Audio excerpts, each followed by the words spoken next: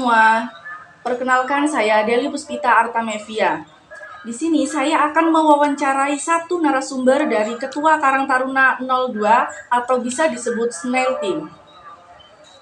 Halo Kak. Halo Kak. Apa kabar? Alhamdulillah baik. Silakan memperkenalkan diri terlebih dahulu. Nama saya Rizky. Saya dari Ketua Karang Taruna RT 2 dari Perumahan Taman Surya Kencana, Grogol Tulangan. Oke. Nah, di sini saya akan memberikan beberapa pertanyaan untuk Kak Rizky seputar Karang Taruna. Oke. Jadi gimana sih awal mula Kak Rizky ini dipilih sebagai Ketua Karang Taruna? Tolong dijelaskan.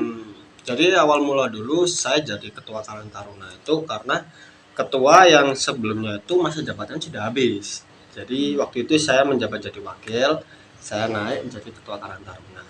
Berhubung waktu itu tidak ada kandidat, jadi nggak diadakan seperti voting. Karena ya waktu dulu kan ada voting. Iya. Jadi ada nama A, nama B, nama C, siapa di voting. Dan waktu itu tidak ada, jadi saya maju sebagai Karang Taruna, Ketua Karang Taruna seperti itu. Jadi tidak ada keterpaksaan diri ya? Enggak ada. Oke. Jadi sukarela, secara sukarela. Memang kan dari BRT sudah bilang, Mas jadi Ketua Karang Taruna ya, karena nggak ada kandidat sekali lagi itu. Oke Bu, saya maju seperti itu. Nah, sebelum jadi Ketua Karang Taruna ini, Kak Rizky ini pernah ikut organisasi apa aja sih? Saya pernah ikut banyak organisasi sih, bukan hanya di lingkungan rumah, tapi di luar, seperti di gini. Contoh lah, saya ini kan sebagai ketua dari klub Honda Karisma Sidoarjo, dan itu sudah menjabat selama 6 tahun ini, dan itu pun nggak ada yang mau menggantikan, karena Jadi memang masih menjabat sampai sekarang? iya, sampai sekarang saya masih menjabat, dan pernah juga menjadi ketua MPK. Jadi MPK itu Majelis Perwakilan Kelas. Itu dulu dipilih dari perangkat kelas, ketua kelas, wakil ketua, bendahara, sekretaris, dan lain-lain seperti itu. Kira-kira kakaknya tahu nggak MPK itu apa? Saya sendiri masih kurang tahu sih. Nah, jadi MPK itu seperti ini. MPK itu dia itu kelasnya di atas OSIS, dan itu hanya berlaku di sekolah-sekolah SMA, sekolah menengah ke atas. Jadi kayak SMK gitu nggak ada, mungkin. Kemungkinan kalau SMK belum tahu ya, saya belum masuk. Saya waktu itu di SMA swasta, bukan di SMK. Oh, gitu. Nah, alasan Kak Rizky sendiri ini untuk bergabung menjadi Karang Taruna ini apa? Alasan saya itu dulu itu waktu saya pertama pindah di lingkungan RT 2 itu, dulu ada anak-anak muda, pemudi 2 orang itu ke rumah saya. Jadi mereka tuh menawarkan kepada mama saya, apakah anaknya nggak mau ikut Karang Taruna Bu? Nah semenjak itu akhirnya saya ikut ke Karang Taruna. Dan saya pun juga suka berorganisasi, jadi saya mau ikut ke Karang Taruna itu bukan karena paksaan dari orang tua, cuma memang dari ketersediaan saya sendiri untuk maju. Jadi Kak Rizky ini suka berorganisasi atau bersosialisasi gitu ya? Itu memang saya suka berorganisasi, termasuk bersosialisasi kepada orang-orang sekitar. Karena kan gini, dampaknya kita sendiri, kita butuh apa, nanti kan orang pasti bantu. Iya. Kita datang, kita bersosialisasi, ada tetangga susah kita bantuin, kita gotong royong. Nanti kalau kita kesusahan, kita yang dibantu oleh tetangga. Iya, Jadi benar. anggapannya tetangga ini seperti saudara gitu. Itu. Jadi visi misi kakak di Karang Taruna ini seperti apa? Bisa tolong dijelaskan? Mungkin sebagai ketua Karang Taruna. Visi misi saya ya. Iya. Visi misi saya di Karang Taruna seperti ini.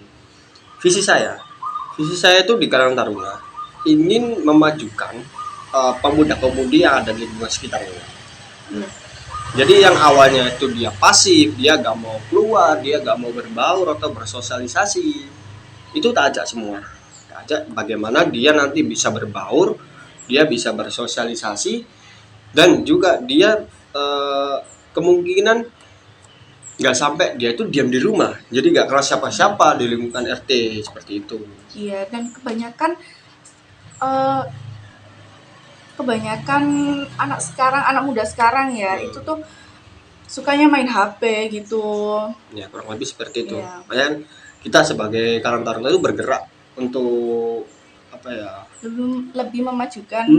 Seperti itu. Jadi tiap orang, maksudnya bukan tiap orang, tiap anak yang ada di lingkungan RT kita itu kita ajak, ayolah gotong royong, jangan sampai di rumah mulu main HP. Kan nggak ada perkembangan, terus main HP terus ya. Kalau dia cari ilmu, kalau main game buat apa gitu kan, kasihan seperti itu.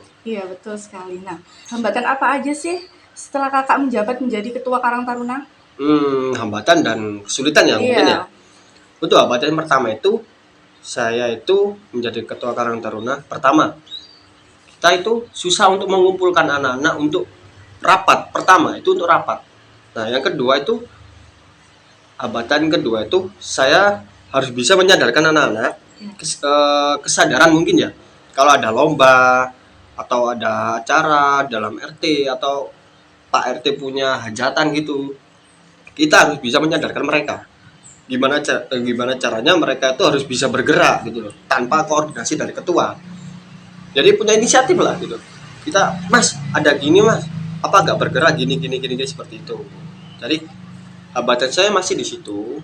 Mungkin untuk kedepannya mungkin saya akan lebih ya mencoba lagi untuk menyadarkan mereka seperti itu. Jadi kesulitannya itu menyadarkan anak-anak di sini, anak muda-muda ini ya, untuk bergerak. Ayo maju gotong royong untuk mensejahterakan lingkungan kita. Seperti itu. Karena memang di sini memang minim kesadaran memang seperti itu. Rata-rata kan memang kebanyakan seperti itu. Seperti itu, benar. Nah, kalau prokernya nih, apa aja sih proker yang Kak Rizky lakukan untuk Karang Taruna ini? Program kerja yang lagi berjalan sekarang itu, kita masih untuk membersihkan lingkungan ya, terutama ya lingkungan RT, lingkungan rumah atau gang-gang depan rumah kita masih mengusahakan untuk kebersihan dulu sementara ini. Jadi untuk kedepannya kita masih berpikir dulu mau buat program kerja seperti apa gitu. Jadi yang sedang berjalan sekarang ini adalah gotong royong itu tadi ya? Gotong royong lingkungan, kebersihan terutama seperti itu. Kalau dampak lingkungan setelah Kak Rizky menjabat dan sebelum Kak Rizky menjabat itu seperti apa? Dampak lingkungan sebelum saya menjabat itu seperti ini. Dampaknya dulu itu banyak anak-anak dari Karang Taruna itu yang pasif. Pasif itu seperti ini. Dia banyak diam. Jadi waktu rapat dia itu tidak berani menyampaikan pendapat seperti itu. Jadi dia nggak bisa terbuka. Mas saya ada pendapat seperti ini. Dia nggak mau bicara gitu. Setelah saya menjadi ketua, saya kasih keterbukaan. Monggo yang mau berpendapat saya terima. Monggo yang mau kasih saran, mau kasih kritik kita terima, nggak apa-apa. Walaupun toh itu dari RT atau dari warga, kita terima semua. Jadi saya ajarkan, saya tanamkan kepada mereka bahwasanya pendapat itu penting, harus seperti itu. Saran kritik harus diterima karena itu sebuah masukan untuk maju seperti itu. Jadi sekarang ini masih atau mungkin sudah ada anak muda yang memberi dampak lingkungan tersebut kepada organisasi ini sendiri? Kurang lebih 75% mereka sudah berani untuk berpendapat di dalam sebuah rapat gitu.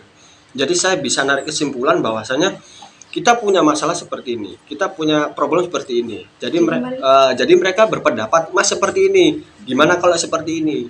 Jadi saya bisa narik kesimpulan, bahwasanya kita harus seperti ini. Baru kita narik kesimpulan, musyawarah mufakat seperti itu. Jadi seru sekali ya organisasi yang dipimpin oleh Kak Rizky ini. Sangat seru sekali, karena kan kita kan terbuka, sangat terbuka, bukan terbuka aja, sangat terbuka gitu. Jadi kita terbuka untuk anggota semua. Jadi kita harus bisa jadi istilahnya itu ya teman, ya saudara, juga keluarga. Satu punya masalah, kita bergerak semua. Satu anggota punya masalah ya. Semua bergerak. Gimana caranya masalah ini kelar seperti itu. Jadi tidak berdiam diri saja di rumah misalnya. Ya, jadi saya tanamkan untuk sistem kekeluargaan di dalam Karang Taruna ini. Jadi bukan sampai kita untuk bermusuhan, kita untuk gimana ya? Kita kan juga di RT ini, di lingkungan rumah ini kan kita pasti ketemu tiap hari. Gak mungkin kita karena ada masalah organisasi kita gak sapa-sapaan tiap hari kan seperti itu. Jadi kita menghindari yang seperti itu. Soalnya kebanyakan pemimpin kan dalam tanda kutip itu dikira kejam gitu. Jadi Kak Rizky ini tidak mau menanamkan hal seperti itu kepada anggota-anggotanya. Iya benar seperti itu. Kurang lebih seperti itu memang. Harus. dan itu berlaku untuk semua pemimpin, Iya. bukan saya aja gitu.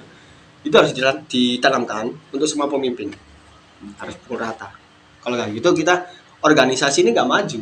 Kalau Iya, pemimpinnya pun egonya gede gitu, semua anggota pasti, oh pemimpinnya seperti ini, jadi malas rapat, jadi malas Iya, saya bergerak sendiri gitu. juga seperti itu. Karena kalau pemimpin yang kejam tidak mau mengayomi anggotanya itu agak ya organisasi itu sendiri itu akan Mati, susah iya, susah terutama maju. mati, nggak bergerak seperti itu. Dan bisa juga bubar ya. Bubar. Karena ketua pun juga harus jadi motor penggerak Iya, seperti itu. betul. Ini pertanyaan terakhir untuk Kak Rizky ya. Kesan sebagai ketua Karang Taruna. Kesan saya selama menjabat ketua Karang Taruna ini banyak kendala yang saya alami di dalam organisasi Karang Taruna, terutama mungkin untuk penataan anggota ya seperti itu. Penataan anggota, terus masalah warga-warga yang di dalam RT, di dalam lingkungan lah, bukan RT, lingkungan kampung atau lingkungan apa gitu ya, lingkungan rumah. Itu kesan yang saya ambil itu, jadi kita agak kesusahan karena memang minim kesadaran. Saya balik lagi ke awal ya, minim kesadaran dari warga, bukan hanya Karang Taruna, warga pun juga minim kesadaran. Jadi seperti itu. Mungkin nanti tahun depan atau tahun ini itu pasti akan bisa lebih maju, karena kan semua sudah didata satu persatu, jadi kesadaran orang itu pasti ditata lagi. Oh, jadi seperti itu ya, Kak. Saya kira itu menjadi ketua Karang Taruna itu mudah, gampang gitu. Ternyata kita harus mengayomi semua anggota tersebut. Jadi memang pandangan orang itu memang berbeda dari apa yang kita lakukan, kita alami. Jadi orang mandang kita jadi ketua Karang Taruna enak ya, bisa dikenal, bisa terkenal, apa bisa jadi artis di lingkungan. Enggak seperti itu. Tinggal nyuruh biasanya seperti itu. Tinggal nyuruh seperti itu. Kadang kita kamu kesini, nggak bisa seperti itu. Orang kan di balik itu semua ada kerja keras kita juga. Iya benar. Kita kadang nggak tidur, kita kadang juga di olok-olok orang karena entah itu lombanya terlalu gini, apa hadiahnya yang nggak cocok sama anak-anak seperti itu. Banyak orang yang menghujat seperti itu. Dan kadang bukan dari anak-anaknya, dari orang tuanya. Dan orang tuanya sebenarnya untuk anak-anak yang ikut lomba sih asik-asik aja, kan suka gembira kan ada lomba. Karena orang tuanya aja yang banyak neko-neko, mintanya gini, lombanya gini, hadiahnya seperti ini. Sedangkan anaknya sendiri itu suka sekali, senang bahkan. Mengikuti lomba aja itu udah bagian dari kesenangan mereka. Nah, benar seperti itu. Jadi kita adakan lomba kan untuk menggembirakan mereka, anak-anak itu.